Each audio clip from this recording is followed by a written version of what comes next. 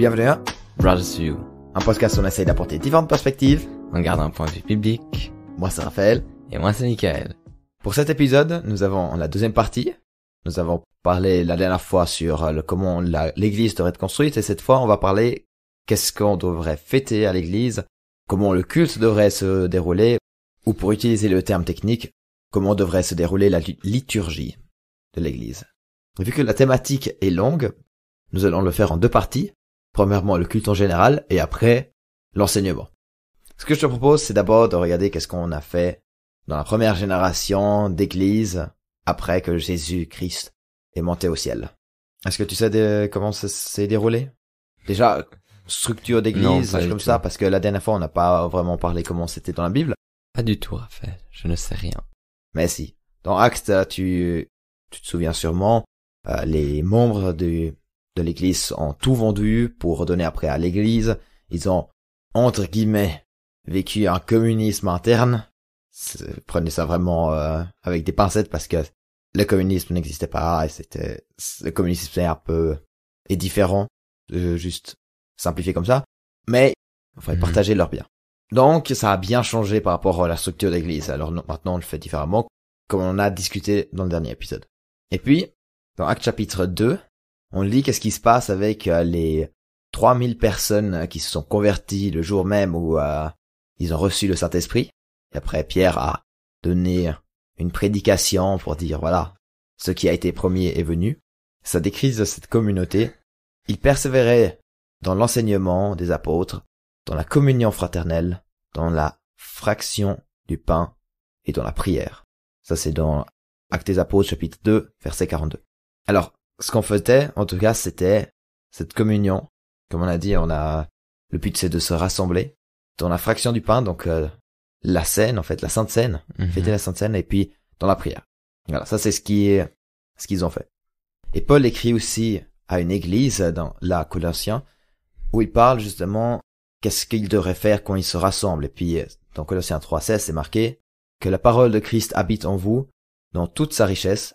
Instruisez-vous et avertissez-vous les uns les autres en toute sagesse par des psaumes, par des hymnes, par des cantiques spirituels, chantés pour le Seigneur de tout votre cœur sous l'inspiration de la grâce. Et là, il rajoute le chant des psaumes. Donc il y a des cantiques, des hymnes, enfin, aussi cet aspect en fait de glorifier Dieu. Avant on avait la fraction, c'était plutôt fraternel de vivre en communion, et là il y a encore cet aspect justement d'amener la louange vers Dieu et de s'instruire comme ils l'ont fait aussi. Donc, ça c'est comment ça s'est passé avant. Maintenant, en fait, pour savoir qu'est-ce qu'on devrait vivre au culte, faudrait déjà savoir pour qui est l'église, pour qui est le culte. Donc, Michael, est-ce que tu as une réponse par rapport à ça? Moi, personnellement, j'ai un avis qui dit que le culte est pour tout le monde et l'église est pour tout le monde. C'est-à-dire pas que pour les chrétiens, pas que pour les non-chrétiens. Que c'est être un endroit où on peut vivre la communauté et vivre ce que l'église a besoin. Ça, on va parler d'après. C'est intéressant que tu l'ouvres à tout le monde. Je pense que t'as aussi cette idée cette analogie de salle de musculation derrière. Pour ceux qui ne connaissent pas, c'est quand quelqu'un rentre, qu'il n'est pas encore hyper fort, et puis après voir tout le monde qui sont en train de hyper chauffer, etc. En fait, l'église, c'est à peu près ça, c'est que c'est un endroit où on peut s'entraîner. Pas penser aussi loin que ça. Je sais pas, enfin, en tout cas, elle existe, celle-là. L'église, c'est un classe. Ah oui, mais c'est un peu, si tu me dis ça comme ça, oui, je dirais voilà, oui à l'église ça, oui. est pour tout le monde. L'église est en fait un endroit où tu peux apprendre à vivre comme Dieu le veut, ou bien comme en aimant les autres, enfin comme ça. Ce qui est intéressant, c'est que, comme on l'avait dit dans le podcast du baptême, dans l'Antiquité, du 4e siècle, même avant, l'église, c'est un endroit fermé pour les chrétiens. Ceux qui ont des groupes de maisons, il n'y a pas tout le monde qui peut rentrer dedans. Enfin, certains, il y en a qui se focalisent justement à sortir, aller chercher des gens, mais c'est pas quelque chose où tout le monde peut rentrer, c'est ou bien t'es invité, ou bien tu y vas parce que tu y crois. En fait, ça dépend comment tu vois, enfin, comment on voit la mission d'église, c'est l'autre truc. Est-ce que l'église est là pour instruire? Ça, on va encore en parler, qu'est-ce que ça voudrait dire?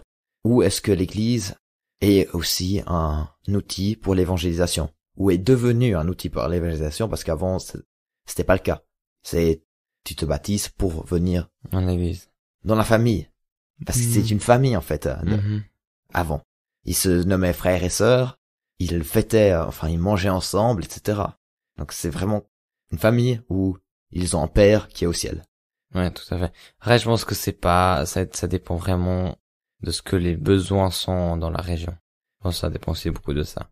Et ce que les gens veulent dans cette région, parce que ça sert à rien d'avoir un truc purement instructif, théologique, s'il y a pas de s'il y a que des non-chrétiens autour.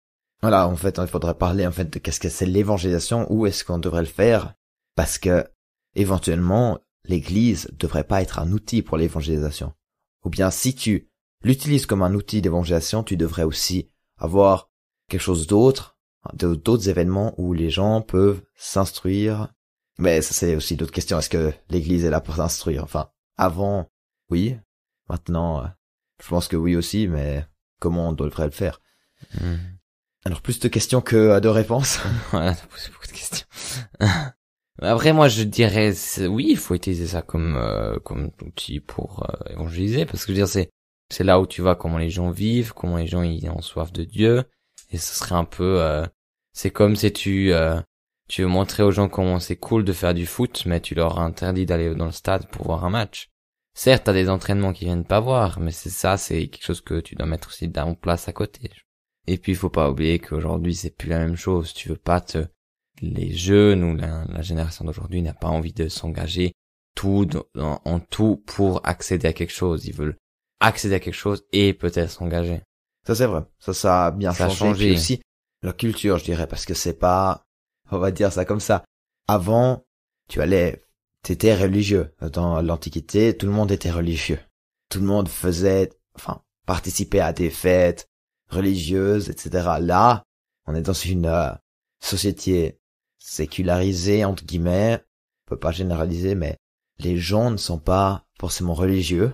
Et avant, c'était, ou bien j'y vais maintenant là-bas, ou bien, ok, je change, je vais là-bas. C'est comme si tu faisais du sport et tu changes de club ou même de sport. Tu vas plus au même endroit. Donc ouais, ça, beaucoup de changements entre ces 2000 ans. C'est bien aussi. Ouais, ça montre que l'homme évolue. Et que l'église aussi. Ouais. Ok. On peut pas vraiment définir pour qui est le culte. Mais est-ce qu'on peut maintenant définir tout de même comment le culte devrait se dérouler? Qu'est-ce qu'il devrait avoir au culte? Une demi-heure de louange. Une demi-heure de louange, ok. 1 heure de prédication. Ok. 30 minutes de témoignage. Après 30 minutes de Sainte Seine. Attends, tu fais quoi pendant 30 minutes pendant la Sainte Seine? Et tu jeûnes en même temps. Et après 10 minutes de louange. Et après quelqu'un qui veut partager quelque chose qui a à cœur, ça peut durer de 30 à 3 heures. Et après, prière de fin et de bénédiction par les anciens qui dure 30 minutes. Amen. J'aime bien, t'as jamais dit 15 minutes, non, en fait, 30 minutes, c'est le minimum. Voilà. Chaque intervention doit dire un peu quelque chose, faut investir. Voilà. Je pense pas qu'il y a une réponse unique dans le sens qu'on va pas se baser sur des tons et sur ce qu'il devrait avoir dans le sens si pratique comment un culte devrait se dérouler. C'est plus dans le contenu. Alors oui, c'est ce qu'on va dire dans le contenu. Ça, le temps, c'est pas forcément nécessaire. Moi, je dirais pas qu'il y aurait toujours le même déroulement dans un culte. Intéressant. Très certainement intéressant. Un point de vue charismatique ou évangélique qui n'a pas d'habitude de liturgie. Parce que mes collègues qui sont en études de théologie et qui sont protestants, ils sont perturbés dès qu'il y a un changement dans la liturgie, ça veut dire dans le déroulement du culte. Si la louange est après le message, ce n'est plus forcément un culte, enfin c'est différent. On a bien mis la créativité de Dieu dans la cave avec ses idées. Non, c'est pas ça, mon cher. C'est en amenant justement ce rituel ou ce déroulement fixe. Bon, tu peux te préparer et puis en même temps, c'est méditatif. Si tu le fais le contraire, c'est les gens devront toujours s'adapter et bien sûr être réactifs. Tu apportes deux choses différentes. Et puis, la majorité du temps, on va dire, de l'histoire de l'Église, la liturgie était la même. C'est, d'abord, il y a des chants, après, il y a un texte biblique qui est lu, il y a une prédication, et après, il y a la communion, et après, voilà, ça peut encore se changer, mais ça, c'est un truc assez fixe, qu'il y a vraiment louange jusqu'à la communion, c'est quelque chose qui est fixe, presque. Je suis complètement d'accord. Non, mais je veux dire, c'est bien, c'est vrai que le côté méditatif que tu peux donner à travers ça, oui, mais je pense que si tu commences à être perturbé, parce que ton culte se déroule pas toujours la même chose, alors là, il faut commencer à... Oui, bien sûr, mais c'était juste pour... Non, mais bien sûr, je sais. Dire, c'est que, moi, Oui. je trouvais absolument normal de me dire, bon, si une fois on fait les informations, enfin les annonces avant, on met le message et à la fin le louange, mais sans problème. Ah, il y en a qui vont pas aimer. Après, justement, ça se base aussi sur des traditions, ça se base sur un respect de l'histoire. Ouais, c'est pas faux. Donc, à part du déroulement. Maintenant, on va même pas parler du déroulement, mais on va parler de contenu. Qu'est-ce qui devrait être dedans? Dans le texte biblique, on avait entendu communion. Mhm. Non, on fait pas tout le temps la Sainte Seine à notre église. Non, Alors, non. est-ce que c'est quelque chose qu'il faut? Ça dépend comment on voit la Sainte Seine, bien sûr. Je pense que non. Mais je pense que c'est aussi le côté communauté qui doit être vécu. Et je pense que la communion est une des versions les plus faciles à vivre à la communauté. Ouais, on peut dire ça. Que le reste implique que tu crées un espace pour l'échange après le culte ou avant le culte. Et c'est différent, tu vois. Enfin, en tout cas, la Sainte Seine, c'est quelque chose de simple à faire. Je me souviens comme moi, j'ai une fois critiqué quand on prenait chaque semaine la Sainte Seine parce que ça perdait son sens. Parce que justement, Ça perd sa valeur, tu dis. voilà, ça mais aussi son sens dans le rituel, dans la norme. Et maintenant, je sais pas si je suis content avec le fait qu'on ne se prend pas toutes les semaines. Mais voilà. Même en 3 ans, tu changes beaucoup. 2000 ans, tu vois. C'est ça. Alors, bon, Sainte Seine, éventuellement, justement, ça dépend comment tu le prends aussi. Voilà. Tu l'interprètes théologiquement, ça c'est la Mais je question. pense le contenu de communauté, vivre la communauté ensemble, ça c'est très important. Ouais. C'est très central. Et du coup, Ça veut pas dire de chanter dans une salle tous ensemble, hein. Ça, enfin, c'est une bonne question parce que dans le texte c'est marqué chanter des hymnes. Oui, mais dans le sens oui, ça c'est bien, Oui. mais c'est pas, ça représente pas la communauté parce que si on est en front, chanter en communauté, oui, mais je pense que la communauté se vit aussi à travers des moments où on se connecte et chanter c'est plutôt un peu, on va pas, non, peut-être c'est un peu faux à dire. Il y a quand même un côté communautaire dans le sens où on vit ce moment ensemble, Voilà. on vit ensemble et on chante ensemble pour Dieu. Mais je pense que les moments les plus forts, c'est quand on prie pour les uns aux autres, où on discute d'un sujet, où on discute après le culte. Ça, je trouve que c'est plus fort dans son... C'est plus intentionné, on va dire. Voilà. Aussi. On remarque plus que on fait ça, on vit la communauté que quand on chante. Parce que quand on chante un peu pour soi. Après, ça dépend aussi l'attitude de corps, comment tu le vois à la chant. Tout à fait. Mais je pense que la communauté est plus poussée si tu fais des échanges que si tu as des simples chants. La discussion amène plus la communauté. Mais si on regarde dans l'aspect que les chants, ça glorifie Dieu, ça apporte justement l'autre aspect en plus. Du fait que c'est pas seulement pour la communauté, comme toi tu le dis, tu le trouves pas hyper fort, mais c'est plutôt pour poser notre regard sur Dieu. On peut dire ça. Tourner notre regard vers Dieu. Du coup, moi, c'est important, je dirais, aussi, de faire ça.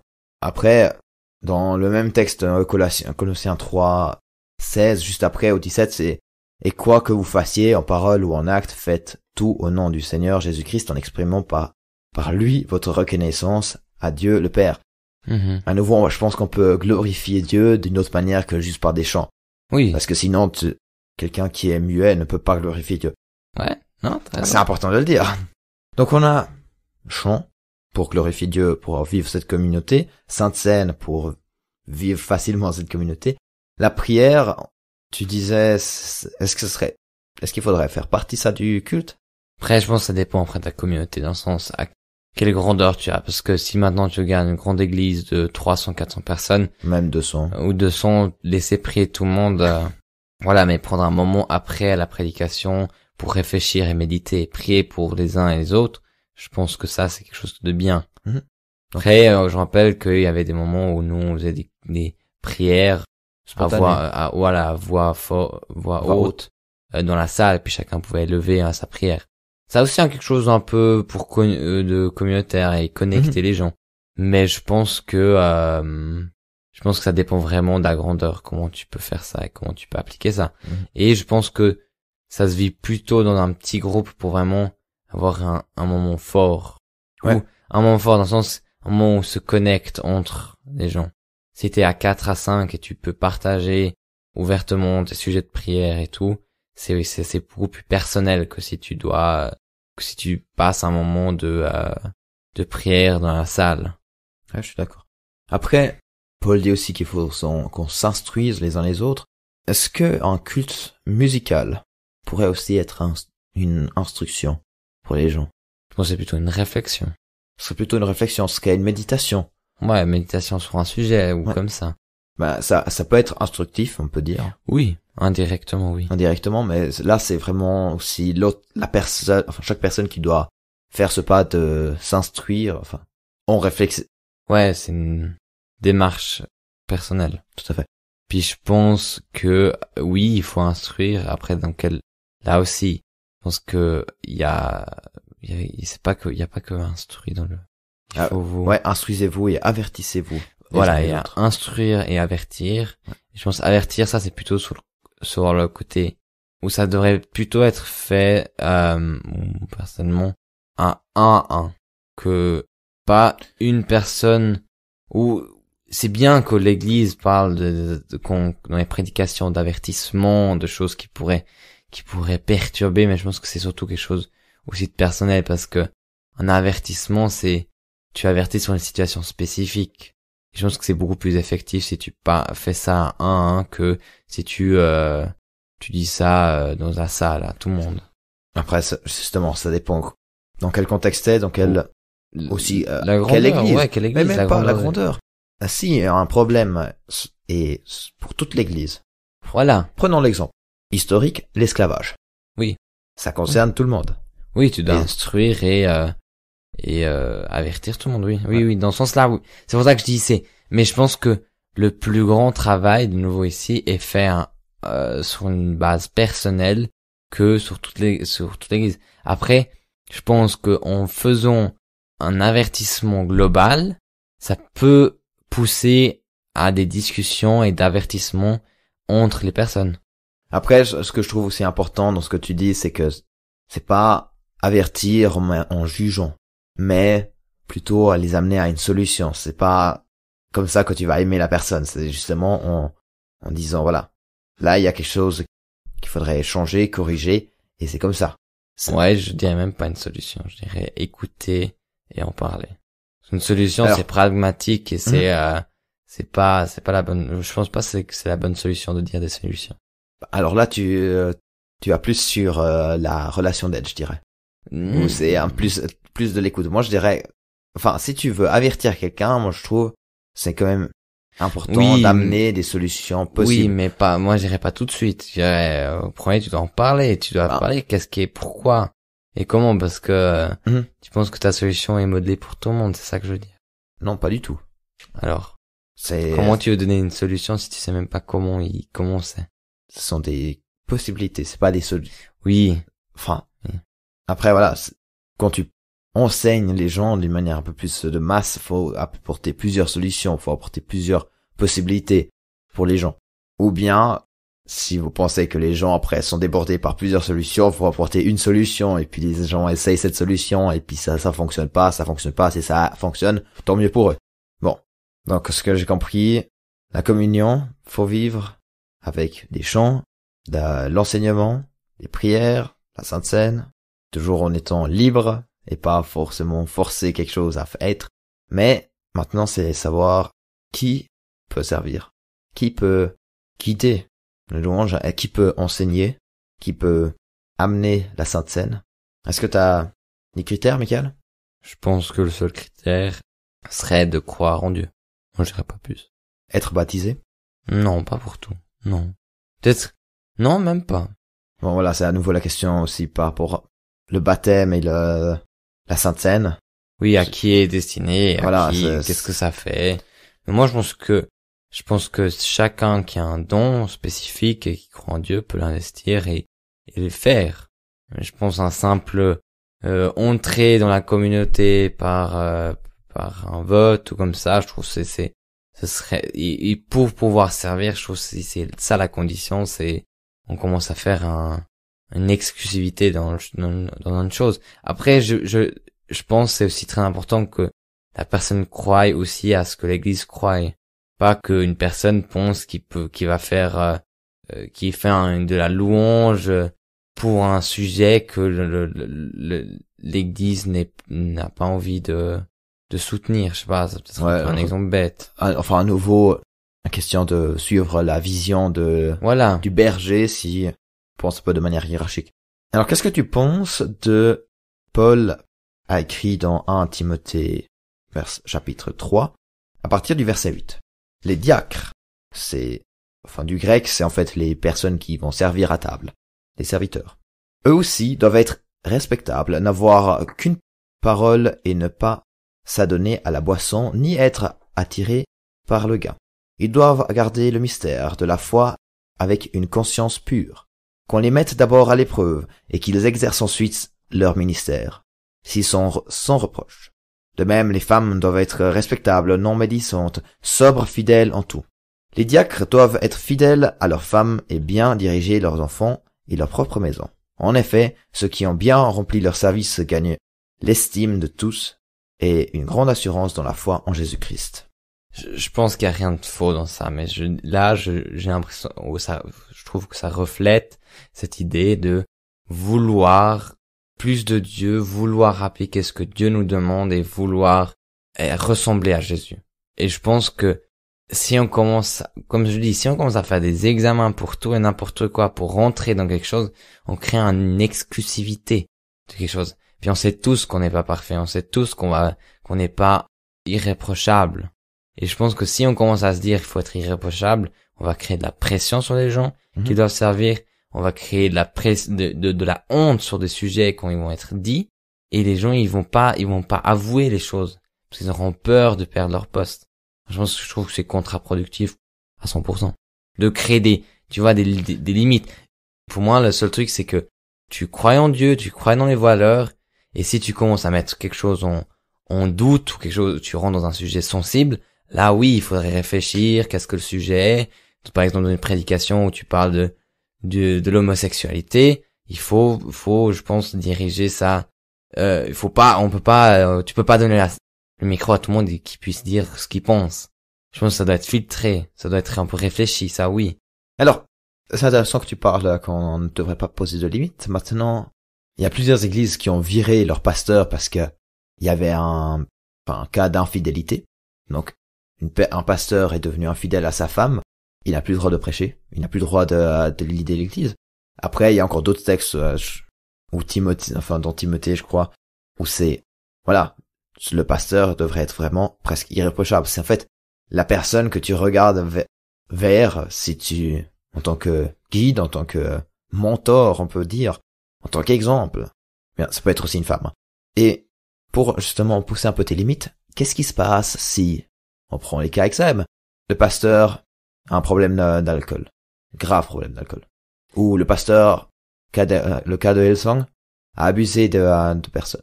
Je pense que ces sujets ces personnes que tu as citées ou ces situations que tu as citées, c'est que parce qu'on connaît qu'on va juger. Pardon? Dans le sens, c'est que parce qu'on sait que Brian Houston a abusé de personnes qu'on juge. On n'aurait jamais su, on n'aurait jamais jugé. On n'aurait jamais mis en doute son leadership. Jusqu'au jour d'avant, on aimait Brian Houston, on disait que c'était le leader, le Hillsong qui a grandi dans le monde, et on n'a jamais mis en doute. Et le jour où on le sait, on juge. Et je pense que c'est pas, je trouve aussi que ça doit être un exemple. Je veux dire, tu peux pas avoir un leader qui tue des gens à une tête de l'église. Okay. Ça, je suis d'accord avec toi. Dans le sens si c'est toujours fréquent, c'est toujours encore le cas, il est meurtrier, ça doit pas être un leader, parce que ça amènerait à des mauvaises choses. Mais fréquent, ça veut dire dans quel sens? Dans le sens que ça vient d'être, si maintenant dimanche t'as un culte, Ouais. et tu viens de tuer quelqu'un mardi. Ça, pour moi, c'est quelque chose qui est Ok, récent. parfait. Disons que la personne le cache pendant des années. Est-ce qu'il devrait encore, après 10 ans, ça Alors, ressort? moi, je pense que si on passe dans ce principe-là, on pourrait virer tous les pasteurs. Honnêtement. Pas tous. Je pense que, Parce que je pense on peut demander que la personne soit bon et juste, mais on peut jamais demander qu'il soit parfait. non. Puis c'est si clair. on dit que l'infidélité c'est un péché, ou est-ce qu'on peut mesurer les péchés? Est-ce qu'un péché, tuer quelqu'un est pire que être infidèle ou mentir? Alors, Ça c'est encore un autre thème, bien sûr, Oui. mais dans le sens que voilà. je dirais devant Dieu, non, devant les humains, les conséquences, oui. Il y a Oui. une différence. Et c'est pour ça qu'il faut aussi faire une différence. Et je pense que ça, voilà, pour moi ça c'est une bonne réponse dans le sens que c'est là où il y a la différence, c'est que si à un moment donné ça devient un problème majeur où des gens peuvent, je veux dire c'est sûr que si ton leader il est alcoolique, tu vas pas te sentir inspiré par cette personne parce que t'as l'impression qu'il a un problème en tant qu'humain, même si toi t'as aussi le même problème. Mais je pense que si la personne a envie de travailler sur ça, la personne qui est alcoolique travaille sur ça et veut sortir, je pense que ça n'a pas de sens de le couper de ça. Si ça affecte pas sa performance. Et si ça l'affecte une fois? Je pense que ça va toujours affecter une fois, oui. 2 fois? Je pense que si ça affecte au point que les gens soient blessés. Mais là aussi, on peut dire, moi je pense que si on se pose ces questions-là, on pourrait virer tout le monde. Raphaël. Vraiment, sincèrement.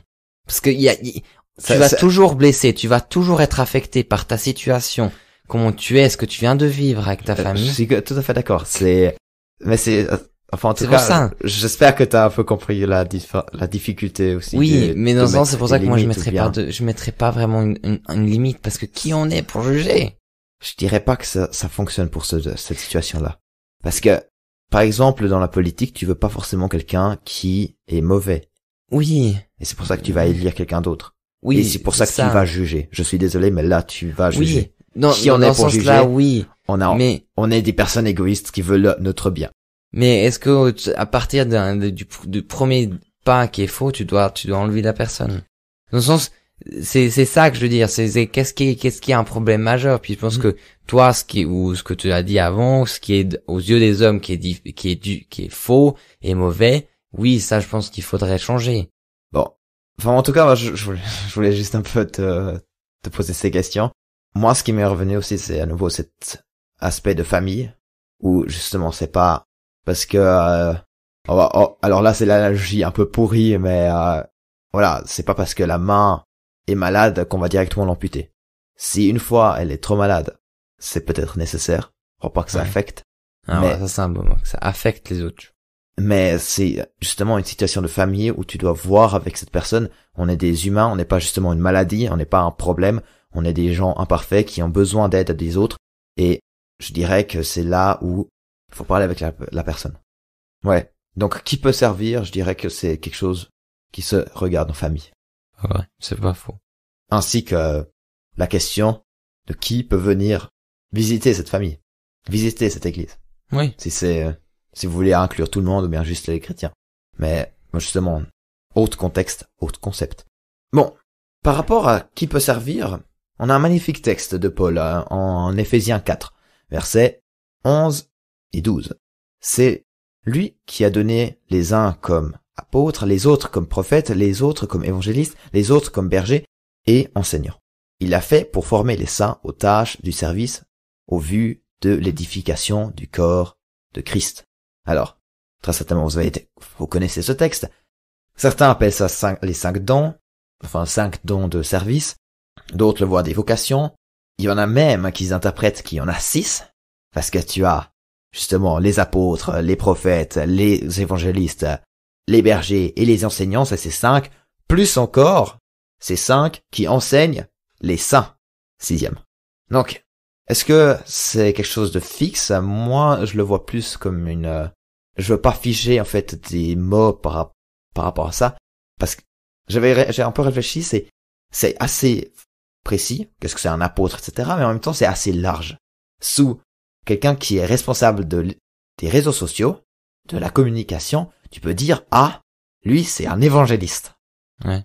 Mais en pensant évangéliste, la majorité des gens pensent à quelqu'un qui va dans la rue, qui vient prêcher la parole aux gens, qui va prier pour les gens, etc.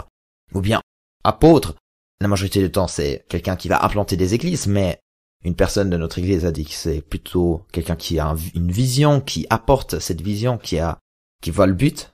Et donc moi je trouve on n'a pas forcément besoin de rester sur ces termes-là, mais ce qui est important, je trouve, c'est de respecter qu'il y a des dons, de voir qu'il y a des dons et de les utiliser pour l'église.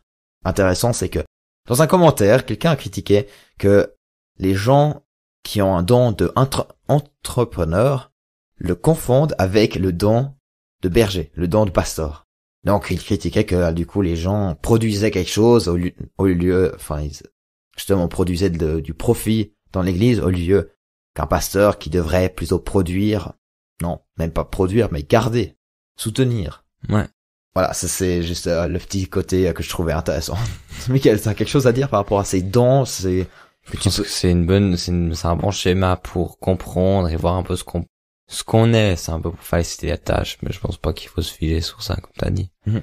C'est ce que moi je pense de ça, voilà. Et du coup, un entrepreneur pourrait être berger?